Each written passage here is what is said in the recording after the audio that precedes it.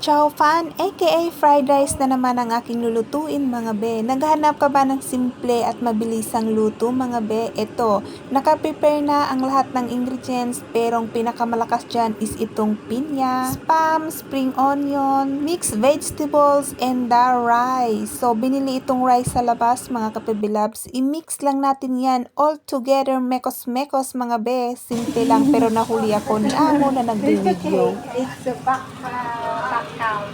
Oh, okay. I can take it when ready. Okay. Pero no worries, my kitchen, my rules. Ang una ko palang ginawa kanina mga baby loves ko ayon sa instruction ni Lola ay nag-fry egg muna ako pagkatapos ay add the spam and the mixed vegetables mga ka-baby loves and mekos-mekostat.